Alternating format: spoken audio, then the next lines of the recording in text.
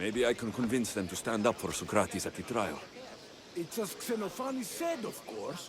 We have given the gods human forms because we wish them to be as we are.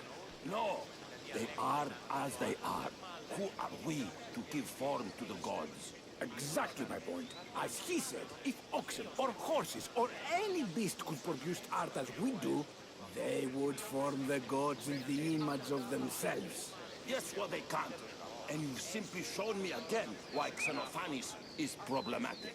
Come now, don't be like that. It's okay to be wrong, huh? Sometimes. Ha! I wouldn't know what that's like.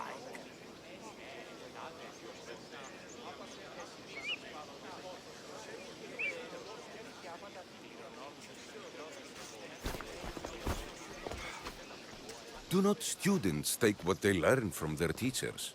What then if the teacher is wrong? Does that not simply perpetuate these wrong teachings amongst future generations? You assume the students aren't wise enough to understand the flaws of the teacher. Think of those who came before us. First Thales, then his student Anaximandros, and then Anaximenes. Without the teachings of those before him, it's safe to say Anaximenes would not have reached the conclusions he did. I don't think that's true at all. Oh, perhaps this new phase can offer a different perspective.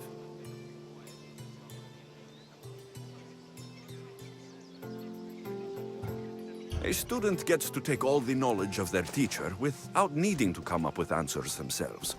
If they're smart, they should surpass those they studied under. An astute observation. The time saved by receiving the knowledge allows the student not only to expand on the ideas, but to come up with more of their own. But what if the student expands on ideas without first seeking the truth behind them? If we listen to others and take what they say as fact, we only have ourselves to blame. So, no matter who is speaking, student or teacher, we must spend time trying to understand if what they say is even true. Your appearance betrays you, Misthios. Clearly, you've taken on a teacher of your own. Something like that. He's the reason I'm here. Socrates needs your help. Socrates? Ha! If it's another debate you want, it will be hard for us to decide who hates that man more. Why would we help him? It doesn't matter if he's your worst enemy. If they're willing to imprison someone like Socrates only for his words, what's to say they won't do the same to you? So, you want us to help out of fear of being imprisoned ourselves? I don't care why you help. If I hadn't said his name, would you think it was right Socrates was locked up? If it's as you say, and it was for his words, then no. And aren't you afraid it could happen to you too? Of course. If we can't speak our minds, what else are we to do?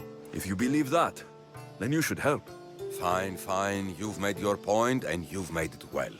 Socrates deserves our help, but we don't give it lightly. That makes it worth even more. We'll be on our way then. We'll gather some others as well. Make sure our voices are heard. Believe it or not, we're pretty good at causing a scene. If you're like Socrates, that's not hard to believe. Wow, I've never seen someone convince them so easily before. Is that so? I guess I should feel proud. I'm surprised to see a child here. Is there an age at which it would suddenly be okay to debate with them? What then of the night before I turned that age? Should we be prevented from doing what we wish due to the world's view of us? I regret doubting you at all. Thank you. There are few things greater than gaining the understanding of another. On that, we disagree. Disagreements can lead to even more understanding. You're the first kid I've met who'd rather debate than play. Don't tell the others, but I'm envious that you're a student of Socrates. I hope one day to be as well. You're on the right path. What's your name? Aristocles. Although I've never liked that name much. It does sound like countless others I've heard around Athens. Why not choose another? I can do that? Huh. My brother always had a problem saying my name, so he called me Plato instead. Perhaps I'll use that. I like it. Thank you. Well, I better hurry after the others. Here.